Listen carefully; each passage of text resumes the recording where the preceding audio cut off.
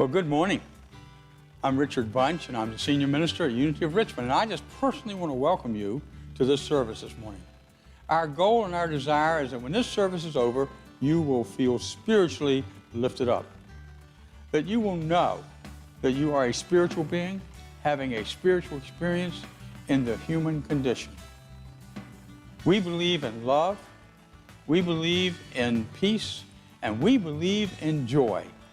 And so thank you for being with us.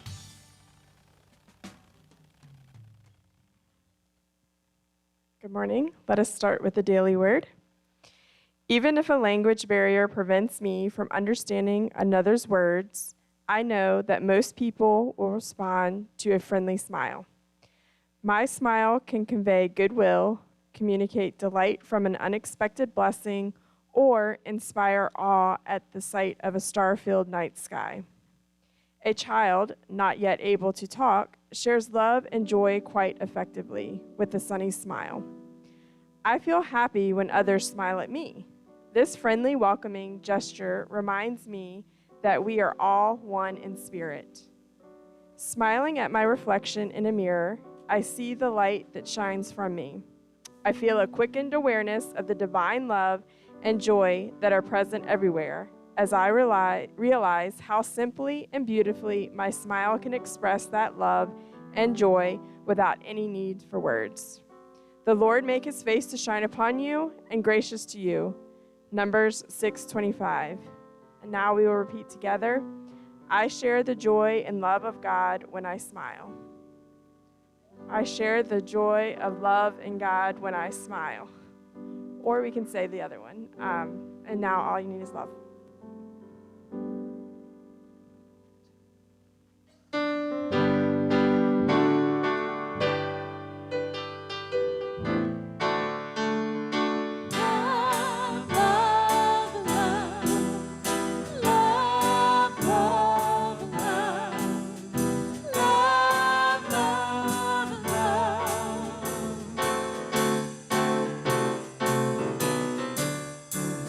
There's nothing you can do that can't be done.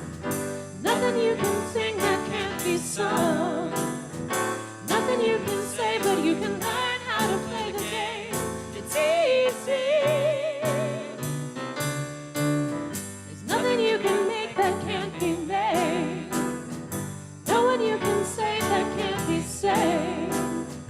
Nothing you can do, but you can learn how to be with time. It's easy. All you need is love. All you need is love. All you need is love. Love. Love is all you need. Nothing you can know that isn't known. Nothing you can see that isn't shown. Nowhere you can be that isn't where you were meant to be. It's easy. All you need is love. All you need is love. All you need is love. Love. Love is all you need. Love is all you need. Love is all you need. Love is all you need. Love is all you need. Love is all you need.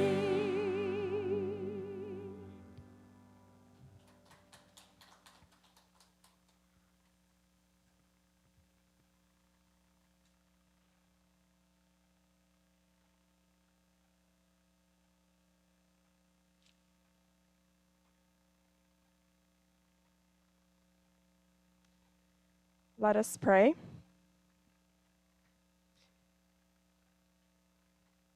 Let us feel and remember with the cold air that is now upon us, all the senses that are awakened by that cool air, both as we feel it on our skin, as we breathe it in through our nose and bring in that cool air into our warm bodies.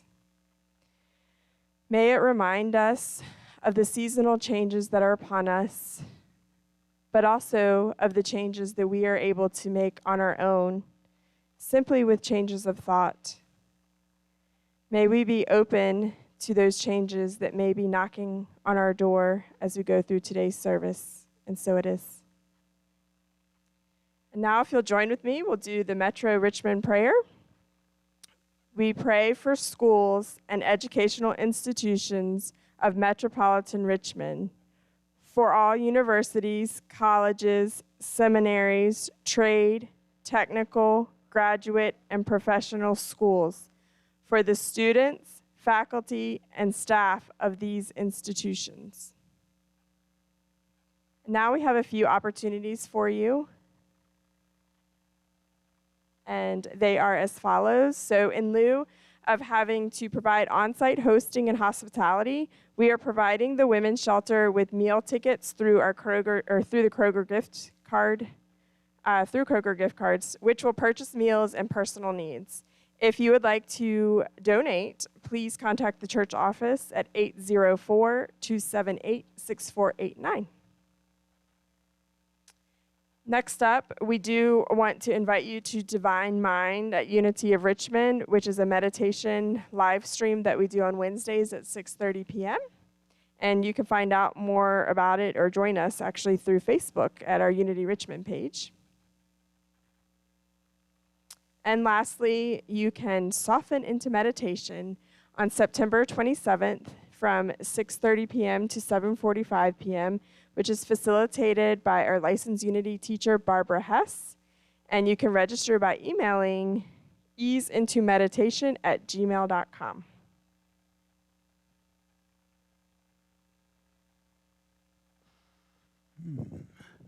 Well, thank you. Thank you, Kara. Appreciate having you here this morning, having you back as platform assistant, and the excellent job that you do. Thank you so much. This is Ian Krause, wherever Ian is. This is his first Sunday as Director of Music for Unity of Richmond. Yeah? Thank you, buddy. Appreciate it. So, this morning I'd like to greet each and every one of you and thank you for being here. When it first started, I thought we were, maybe it was Eastern Standard Time and we changed or something, and then all of a sudden people flowed in. So that's good. So thank you again for being right here, those of you who are here. And for those who are those of you who are watching on TV, on your iPhone, iPad, however you're watching, we welcome you also. We thank you for being here. We know that your spirit and our spirit together creates a force of energy that makes good in the world, that creates an opportunity for more love, more understanding, more joy, and more support, and certainly more compassion. So thank you. Thank you for each and every one of you for being here this morning. This morning I would like to take a moment to remind us of an affirmation and to just read this through for a moment and think about it rather than it just being a habit.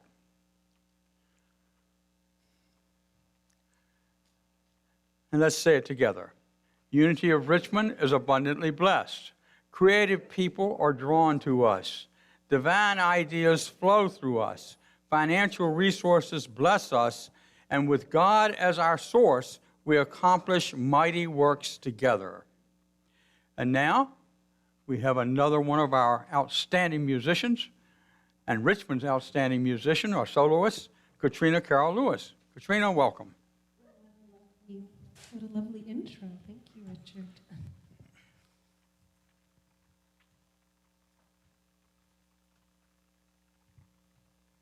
Good morning, beloveds.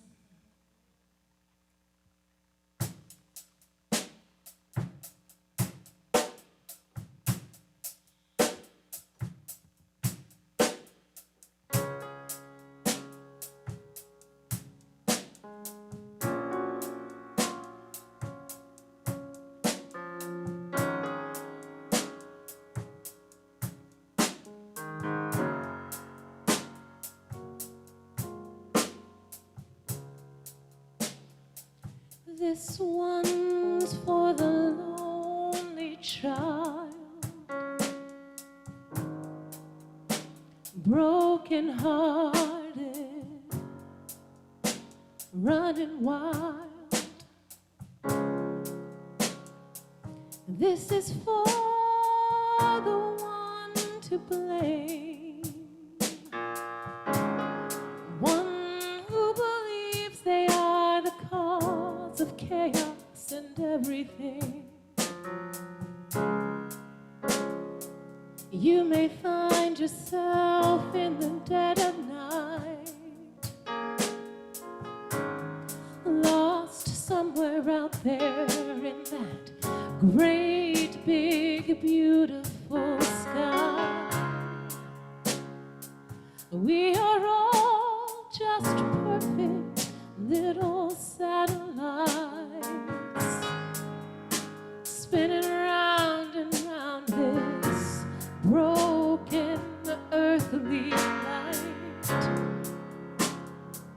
This is so you'll know the sound of someone who loves you from the ground. Tonight you're not alone at all. This is me sending out my satellite call.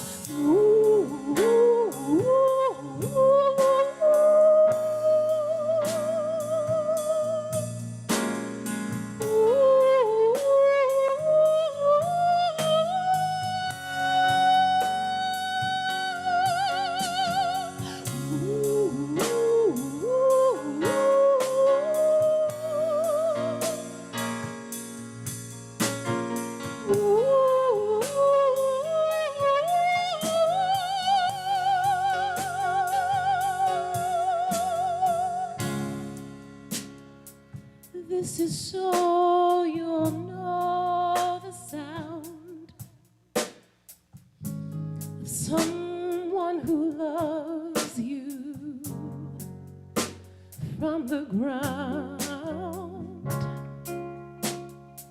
Tonight you're not alone at all. This is me sending out my satellite call. Ooh,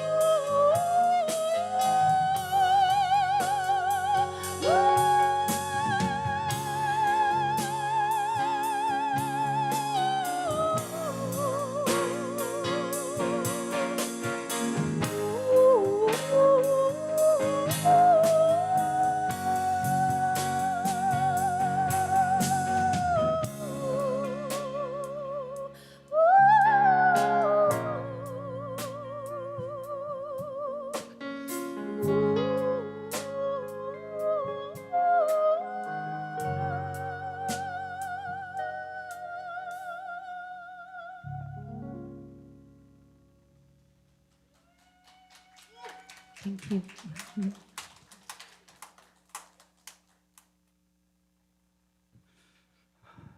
Thank you. I feel called after that. It's supposed to be, right?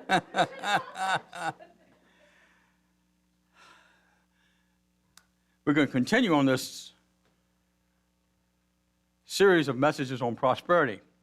And today, the simple title of this is Faith, the Key to a Prosperity Consciousness.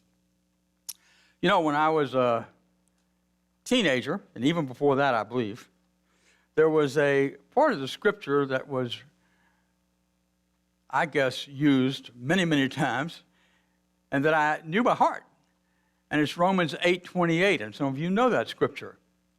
And we know that all things work together for good to them that love God, to them who are the called according to his purpose. Now, as I recall, the way I remembered it, is that I was taught, and we know that all things work together for good to them that love God, to them who are the called according to them who are called according to his purpose, leaving the T-H-E out. And that may not sound like much, but that T-H-E really makes a difference in the interpretation of that particular passage. And we're going to talk about that some this morning. And I will say that some of the things I am going to say may sound confusing and may sound like it's contradictory of what Unity teaches, but it's not, and I hope I'll be able to clarify that difference as I talk about this subject this morning. And then another passage that is dear to my heart comes from Jeremiah 33:3, and it says, "Call to me, and I will answer you and show you great and mighty things which you do not know." So thinking about those couple of passages, and before we get into the meat of this, let me just bring back to what we talked about and summarize what we talked about last week. And basically we said that there is God energy, and that really is words like ethers, substance, energy, are all words for what I call God energy, the creative force in the universe, that you and I, through the power of our minds, have the ability to mold and to demonstrate and to manifest all that we need in our lives as long as we're committed to it. And so this God energy we're talking about is so important because the reason I use God in front of it is because I think it's spiritual energy. Maybe that's even a better word. because I really want us to understand the spiritual concept that we're talking about and not just prosperity as a topic. Now, one of the things that I want to talk about this morning to start off with is the difference between a prosperity gospel or prosperity consciousness. And they are two different things as far as I'm concerned. In the 50s, the word prosperity gospel, prosperity thinking, prosperous Christianity were words that came about under many evangelists at that time, Kenneth Copeland, who's still around, being one of the prominent ones. And it said a number of things in the prosperity gospel, and I want to outline those. And this is a definition as given to it by a member of those folks. Prosperity gospel says theology among some Christian denominations and evangelical leaders that the will of God is for financial blessings, wealth, and money. That's the primary will of God. And physical well-being, health, in other words. I don't argue with that. Where I get a little different is the way in which they say it comes about. These benefits come through faith, positive linking, and giving abundantly for religious causes. If humans have faith in God, He will deliver security and prosperity, no matter what. As you start to break that down, I want to come back to that word "thee" that I used as I was reading Romans 8:28. That word "thee" means those who are called by God, those who are Christians. It's the way it's interpreted today. Those who believe that God, an entity, is out there taking care of them. And that's a big "thee," because that leaves everybody else in the world out. And I don't think that's what prosperity consciousness is all about. So the first thing is the prosperity gospel promises entitlement to material and physical well-being. So if somebody really buys into that 100%, and I've read a number of testimonies of people who, buying into that, found themselves with a disease that was life-threatening. And what most of them wrote is that they became angry with what? God. Because God did not fulfill the promise that they were told that God had for them. That if you believe in God and follow certain Christian principles, that you are entitled to material and physical well-being. I read a letter by a person who has researched prosperity gospel. I have forgotten her name, an article actually. She's from Duke University. And one of the things that she wrote about was that she had investigated prosperity gospel. And she was as a young person and as a young adult, she bought into it 100%. When she was 35 years old, which started her quest into looking at prosperity gospel, she found that she had cancer, a rare type of cancer. And she said that she couldn't believe it because she knew that she was the child of God and that she was the person that God was taking care of. And how could God let her get cancer? Now, for many of us, that seems like a different way of thinking because we've been taught differently maybe. But maybe deep down inside for some of us, we still have that prosperity gospel that have been taught to us over the years. And so the challenge with this first promise is that if something really goes astray, and it does in the human condition, if something goes astray, then we've got to blame somebody.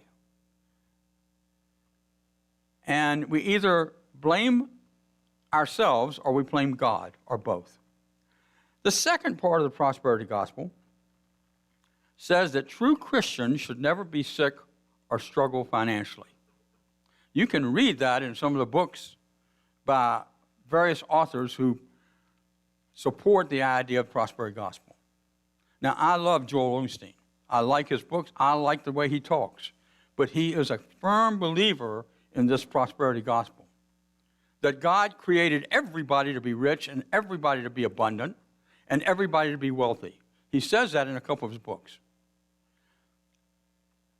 My challenge with that is, how about all those people who are not? You know, we know that the top 5% in the United States are wealthy. Many of us are blessed to be above average in income and means. But how about those people who are not? Does that mean that they don't believe in God? That they don't have enough faith? That they don't trust God? I believe that some of the folks who don't have that wealth are more trusting of God than people who do sometimes. Because I can only speak for myself, but when I was in a situation in my life where I was making a very high income, where I really couldn't want for anything, hardly, I became attached to that wealth. I became attached to the idea that prosperity meant I was okay. I don't think I ever got quite to the point where I thought God was only blessing me and couldn't bless other people. But I certainly felt blessed, and I felt privileged, and I felt as though not much could go wrong. And over time, I started to not trust the process of being prosperous, but to fall in love with the wealth, to fall in love with what little bit of power I had, and I thought I had a lot more power than I did, to fall in love with the entrapments of being wealthy. And there's nothing wrong with appreciating them, and there's nothing wrong with having those things. But it's how we step into it, how we become, in our understanding, trapped in the wealth itself. That was what Jesus was talking about when he said a rich man could not enter the kingdom of heaven. Because the rich man, in his words, was dependent upon wealth, not dependent upon an understanding spiritual growth and spiritual principle. The third one is that the more you give to God, the more God will give to you. Interesting, huh? And if we're not careful, we may start to believe that. And I'll talk about some of these from a prosperity consciousness in a few minutes. But the more you give to God, the more God will give to you. I don't believe that to be true. And I believe it's more in our ability to want to give that makes the difference. But in this, it pretty much stated that if you give to God, and that means to this religious organization, to this particular church, to this denomination, then God will bless you. And you'll even get more. Most of us have heard the statement, give $10 and you'll get $100. Give $100 and you'll give $1,000. Well, I've given a lot of $10, a lot of $100, a lot of $1,000, and I haven't always gotten 10 times back in money. But I do get 10 times back in a lot of other ways. And I know that, and I appreciate that. But this is talking about money here. The more you give to God, the more God will give to you. And then the fourth one is that faith and prayer are tools to get God to bless you. This is what's written, this is what's preached, this is what's taught under the prosperity gospel, as they call it.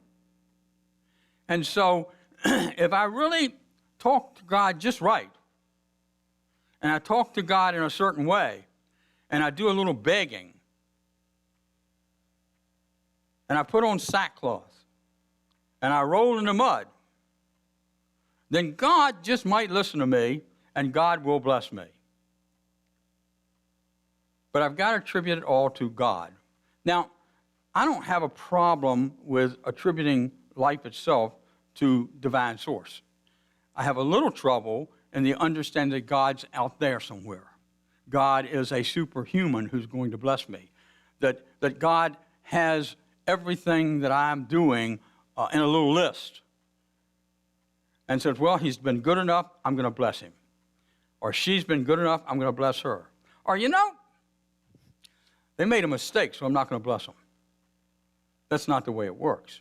But this is what the prosperity gospel says. Now, the reason I'm bringing this up is not so much to fight against or be against the prosperity gospel, but to help us understand that some of us may have embedded within us some of that thinking because we were raised in the era when the prosperity gospel was preached throughout America. And that we need to stop and say, what is the difference between a prosperity gospel, and prosperity consciousness? And I'm going to be kind of abrupt with the statements, but under a prosperity consciousness, the first thing is that God promises nothing. There is no entity out there that's promising anything to you and me. Instead,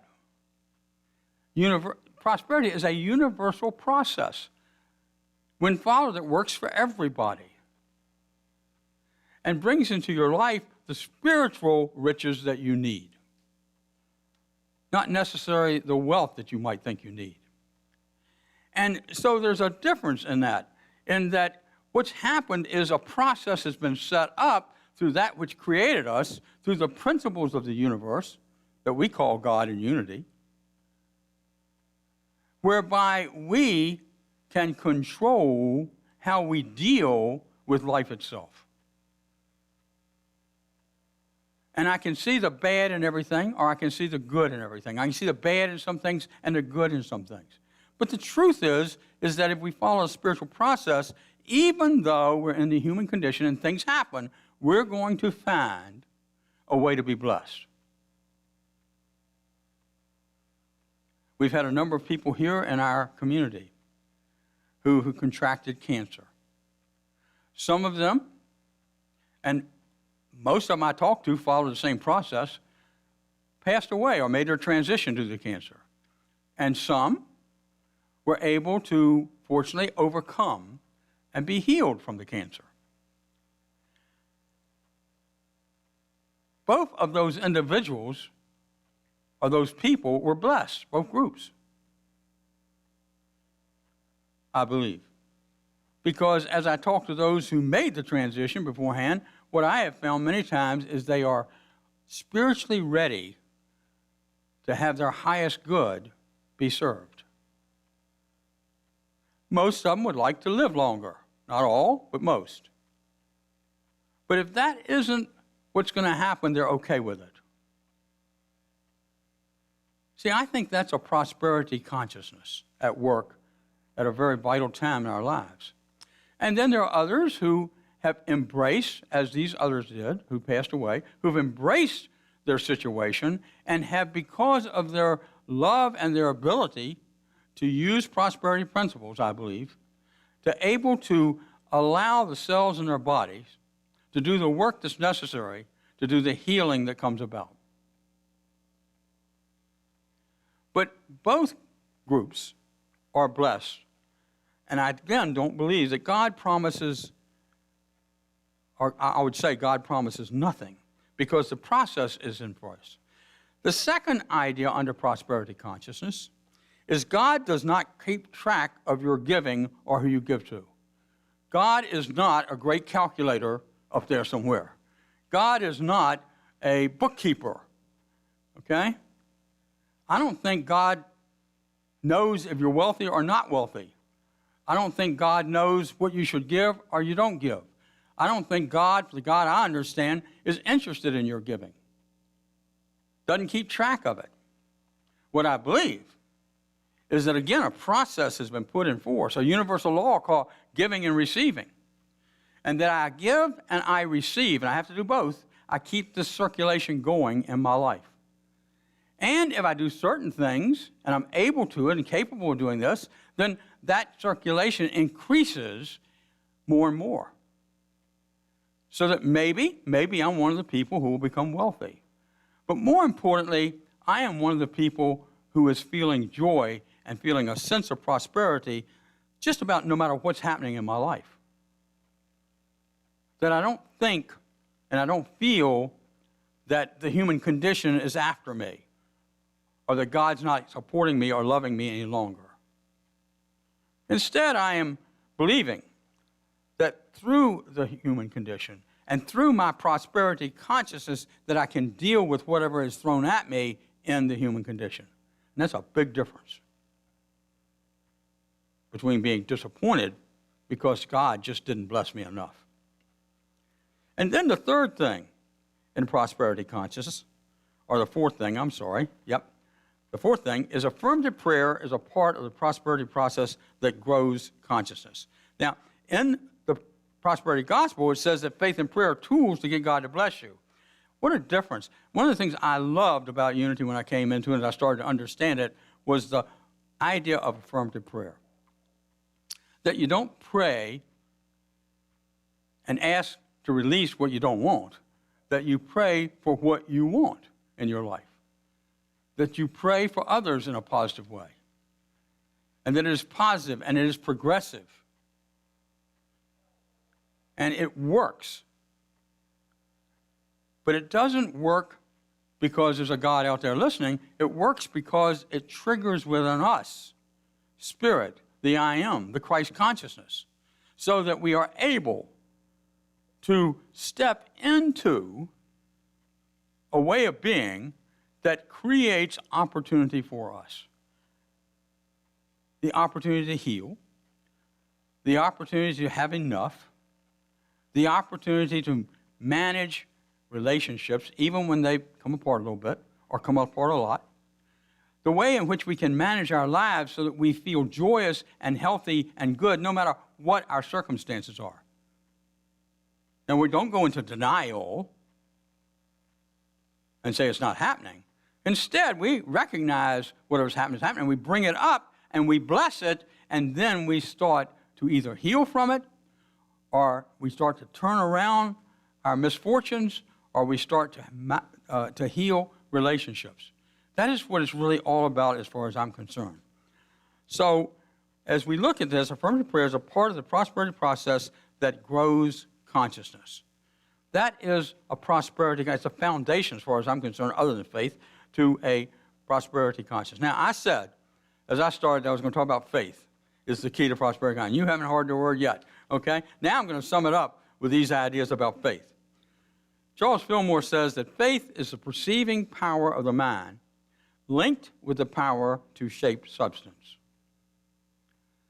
It is, all of us have more than enough faith. As a matter of fact, we have all the faith we need. Our job is to direct it. Our job is to step into that faith in such a way that I understand that I am a person of faith. Not religious faith, but a person of divine faith. That I am, in essence, a faith thinker. You see, the key to prosperity is not God, but instead the providence of the faith thinker. That when we become faith thinkers, we then are able to step into our prosperity, which is a lot more than money or wealth or abundance. Well, it is abundance. It's an abundance of joy. It's an abundance of peace. It's abundance of understanding. It's an abundance of patience, because we need that sometimes in the human condition. It's abundance of good. It's the ability to look at what's happening and say, what can I find in this that is good so that I can continue to grow spiritually? So that I continue to have this prosperity consciousness and grow this prosperity consciousness. So, what is a faith thinker? Number one, and this is from Charles Fillmore, from his Revealing Word, the co-founder of Unity. He says that a faith thinker does not rely on intellectual reasoning. You can use your intellect, but you do not rely on intellectual reasoning. Because intellectual reasoning, many times, and certainly in his day and time, meant that if you see a certain thing and you figure out how it happened, that that's the way it happened no matter what. that there was an intellectual process, and it becomes more important than the faith process. Because it says, give me some evidence, and then I'll believe. The second part of a faith thinker is does not rely on known premises or rely on precedent. If those who came up with the idea of the internet, who came up with the idea of the computer, who came up with the idea of a computer chip, if they had relied on precedent, then we would have none of that today. Because they would have said the way you communicate is through the radio. The way you communicate is through Ma Bell. The way you communicate is by talking to each other face to face. Instead, there were people who said, that's not enough. There's a better way, maybe, or a different way of being and being connected. And so eventually the email came about. Then the iPhone came about. Then the pads came about. And today we have many, many ways to communicate that we have not had in anybody's lifetime. And they've all come about in the last 25 years. Isn't that amazing? We've been here for millions of years, thinking, they believe, started around 30,000 years ago, to form the thought processes and understanding it and searching for meaning about 25, 30,000 years ago. And here we are today, and in a 25-year period, we have more going on, more new processes, more ways to communicate than all of history's had to put together. That is the ability to be a faith thinker. A faith thinker does not believe what he or she says. You see, faith is the ability to believe in what you do not see instead of what you see. To believe in what you do not see instead of what you see. And as you go within yourself and create and use that process of faith, of the power of faith to link me with the substance, the God energy, I then have the ability to change my life, to increase my good, and to be spiritually fit. Those are important concepts that the faith thinker, I believe, has. Does not believe what he or she sees, but instead believes that this substance, this energy is out there for our good, for our use, because the Creator created it that way. And then the fourth thing is that the faith thinker gives form to spiritual ideas. That spiritual ideas become ideas and demonstrated and manifested when we are faith thinkers. It's not a hard thing to do. It's on automatic. It's just stepping into faith and not believing what we see, and instead believing what can come about. Believing in what we do not see, and understanding that we each have the ability to really step into that, and they can make a difference in our lives. One of my favorite people is Og Mandino. Og Mandino was born in 1923 and died in 1996. I thought he was much older than that, much more back than there. But he was writing books like The Greatest Salesman That Ever Lived, The Miracle of the Greatest Salesman Ever Lived. He got it going, okay? He had one book after another. And he was a man of faith. He was a man who understood, I think, in many ways, that the answer to our good is not wealth or concentration on wealth. The answer to our good is not concentrating on just getting rich. Instead, what he said is realize that true happiness lies within you. Waste no time and effort searching for peace and contentment and joy in the world outside. That's the material world. It can trap us up. I love the material world, but it can trap us.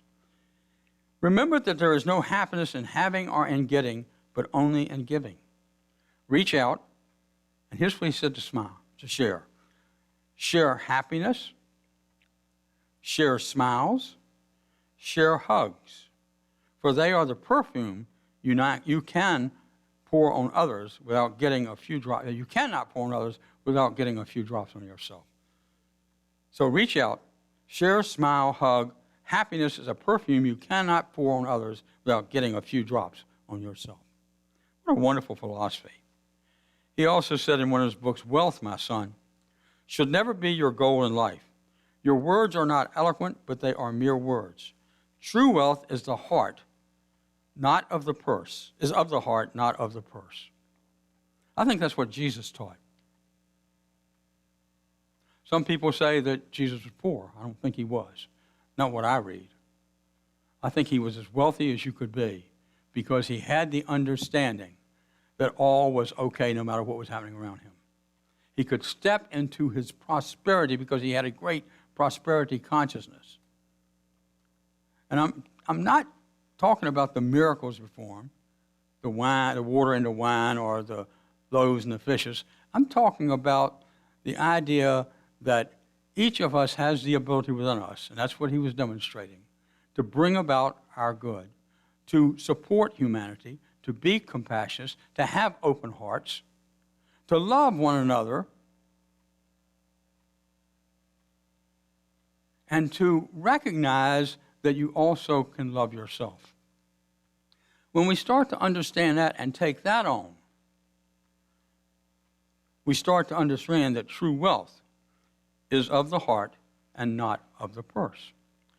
And so, as we conclude, one of the things I would just like to share is a little about my story.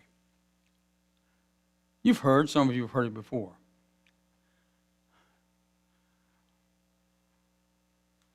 I still can see it happening.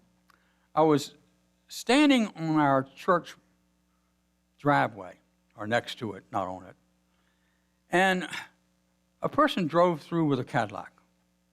And we had a lot of Cadillacs in our church because I lived in a wealthy community. And a couple of deacons were standing there, and I said, boy, I'll be glad when I can get me a Cadillac. Now, I had declared to the church, which was my world at that time, that church, that I was going to be a Baptist minister. They turned to me, 3 of them, and just about simultaneously said, you will never have a Cadillac because you're going to be a minister. I think that had such an impact on me, because I really wanted a Cadillac, that I decided not to become a Baptist minister. And so I got my Cadillacs, I got my Mercedes, I got just about anything I wanted. However, what I didn't have was peace of mind. And I didn't have the prosperity consciousness that gave me the capability to continue to use what I should use so that it would continue to grow. I got trapped into wealth. And being trapped in wealth, I was a pretty unhappy guy. Now, I came across as pretty happy because we're supposed to have a positive attitude, right? But I actually was deep down unhappy because I wasn't fulfilling my purpose and my calling in life. Maybe at that time I was, but I wasn't totally, and I knew that. And so after losing most all of that, I came into Unity. And one of the first messages I heard in the first few months was a prosperity message. And what I heard was the prosperity gospel, not prosperity consciousness, because I had been raised into the prosperity gospel. And I couldn't tell the difference between the two. And as I came into Unity and started to come into the ministry, I really was afraid of prosperity. I didn't want to get trapped again. I didn't want to be unhappy again. Finally, after probably a year of struggling with this dilemma, I went and talked to one of my teachers at Unity Village. And I said, this is a challenge I'm having. And he said, well, that's not your problem. He said, you don't know the difference between the prosperity gospel and prosperity consciousness. And I said, what are you talking about? And he explained some of what I've explained to you this morning to me. And it changed my thinking. It was like a light bulb went on inside of me. That prosperity is not how much I have, but how much I love. Prosperity is not how much I give, but that I'm willing to give. Again, I really don't think God cares whether you give or not, because I don't think there's an entity up there thinking about you.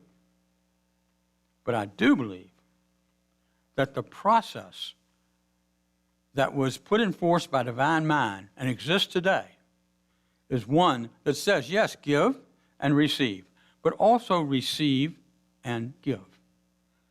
And don't be dependent on it. Just let it be. And as that happens, you will know what you're supposed to give, and you'll know what you're supposed to receive. And as that came about in my life, I started to understand that differences between the prosperity consciousness and the prosperity gospel. So, be a faith thinker. And as you do, you will be what you are, which is a prosperous child of the divine mind. That you are the heir to all the divine that is in the world. And because you love yourself and love others, you have every right to have that prosperity consciousness flowing in and through you. Matter of fact, it is flowing in and through you. We just have to open our hearts to it. So thank you, and God bless. And so now let's prepare our time for meditation. And as we do, just gently allow this singing bowl to touch your heart.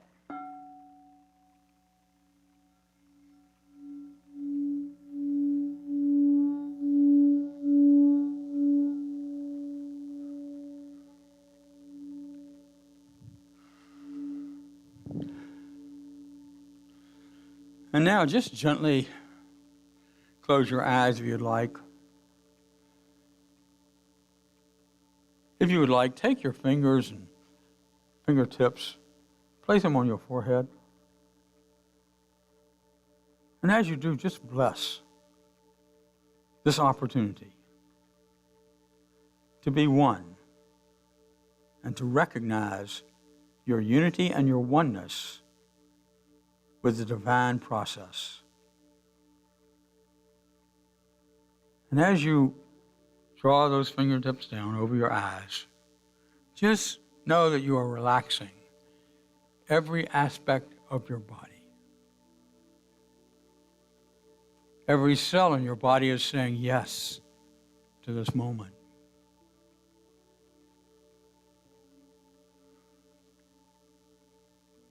And so we just allow ourselves to feel and experience the energy that is now flowing into us and out of us.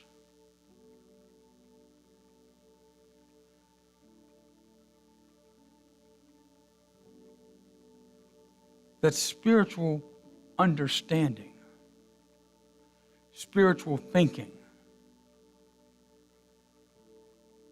are gifts that bring us into a state of harmony so that we can love others openly. We can support others as we're able to. We can touch the lives of others because prosperity is sharing. Not just giving, but sharing. And as we do, we know that within our bigness, that we are growing in spiritual strength. We are evolving in a prosperity consciousness that says there's more than enough. And I am continually blessed.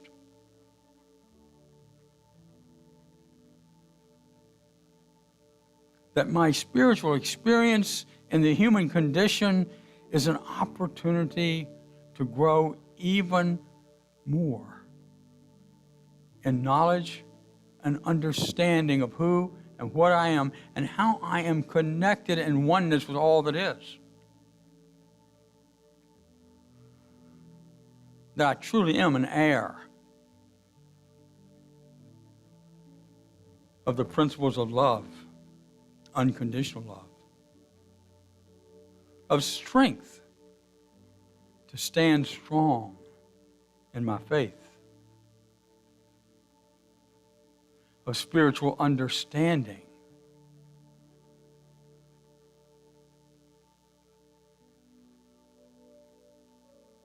and as I experience that, I go even deeper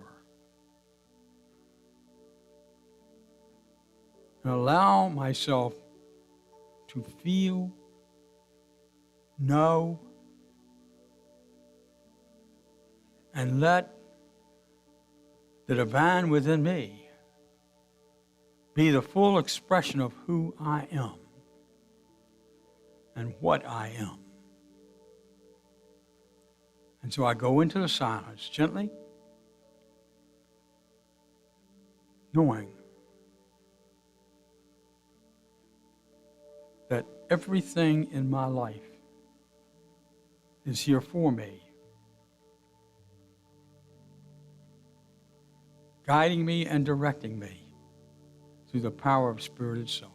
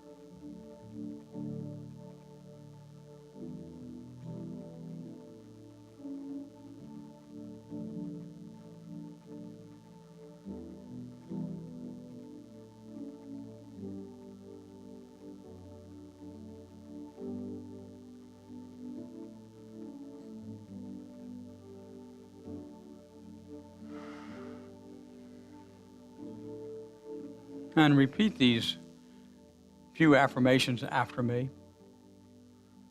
Those here, those sitting at home. I am blessed. Thank you. Together, I am blessed. Thank you. I am love because God is love. Together, I am love because God is love. I am prosperous in the truest sense of the word. Together, I am prosperous in the truest sense of the word. And I am grateful to be here at this time, in this place.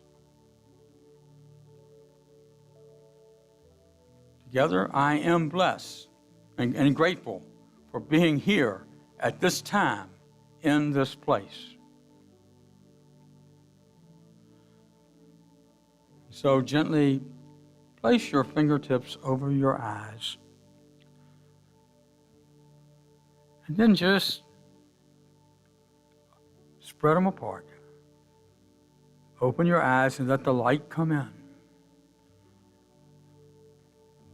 And this is the light of understanding and knowledge. And we are so blessed. And now gently bring your fingertips down and be back in this place in this time. And so it is. Amen.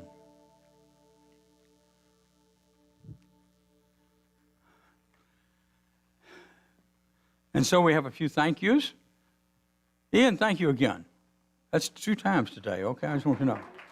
Forrest, thank you, my friend, always. Ryan, thank you. Katrina, always thanking you, and blessing us. Thank you. Debbie, thank you for being here earlier, getting things set up, and keeping this place clean in the midst of even school going on a daily basis. To Rich and to Kristen and to Bernice, thank you for running our sound system this morning. And didn't they do a great job? Yeah, thank you so much for keeping up and working through this. And for all at home, thank you for being with us. We are here in oneness. I personally feel the energy of your presence, and thank you for being here, and thank each of you who are sitting here this morning for being here. It makes a difference. It really does for me. It may not make any difference to you, but it makes a difference to me, so I appreciate you, okay? So thank you so much. And Carol, thank you for helping out this morning and greeting people. And to Ronnie Russell, who always is taking care of the front of this sanctuary. It's always quite beautiful. Isn't that nice? Yeah. I hope he's watching so he knows that he's being blessed by you. And so now we have an opportunity to bless the gifts. And as you came in and as you leave, there's a little thing where you can, a little tub, I want to call it, where you can leave a gift if you would like. And I also give thanks for everybody who leaves gifts and mails gifts and all the consistent givers that we have in the ministry today. You have blessed us. You continue to bless us. And I thank you for that. And so in saying that, just remember you can text 77977 to make a gift if you'd like. And now let's share together our prosperity blessing. Divine love expressing through me blesses and multiplies all that I am, all that I have, all that I give, and all that I receive. I am grateful. Now, I know we got your mask on and everything. I still want to hear it. I am grateful, and I am. Me too. You've got to accentuate the positive and eliminate the negative and latch on to the affirmative. Don't mess with Mr. In Between. You've got to spread joy up to the maximum and bring gloom down to the minimum and have faith. Our pandemonium's liable to walk upon the scene to illustrate my last remark. Jonah in the whale, Noah and the ark. What did they do just when everything looked so dark? Man, they said you better accentuate the positive and eliminate the negative and latch on to the affirmative. Don't mess with Mr. In Between. No, don't mess with Mr. In Between. Come on, Forrest.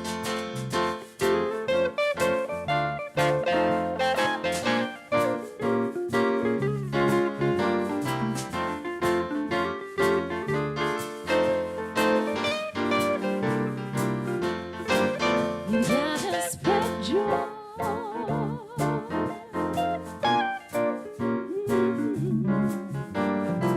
Have faith to illustrate my last remark. Jonah in the whale, Noah and the ark. What did they do just when everything looked so dark? Man, they said you better accentuate the positive and eliminate the negative and latch on to the affirmative. Don't mess with Mr. In Between. No,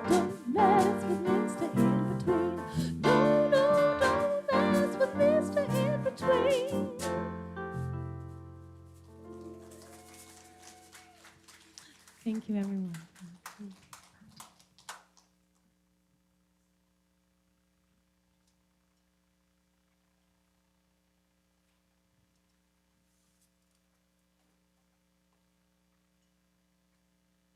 All right, now it's our turn to bless the gifts, and we can all say this together. We give thanks for the gifts that will support our mission of creating a spiritually awakened world. And now we'll end on a prayer of protection again together. The light of God surrounds us. The love of God enfolds us. The power of God protects us. The presence of God watches over us. Wherever we are, God is, and all is well.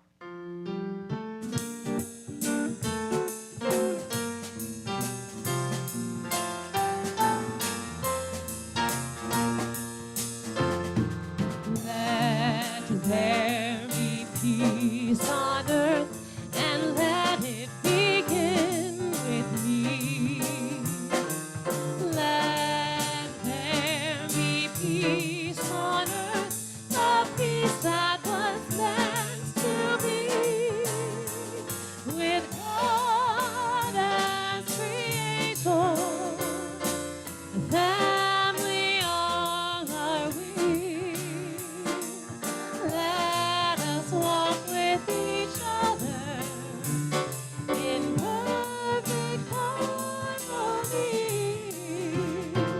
Let peace begin with me. Let this be the moment now. With every step I take, let this be my joyous vow. To take each moment and live each moment in peace eternally. Let there be peace on earth, and let it begin with me.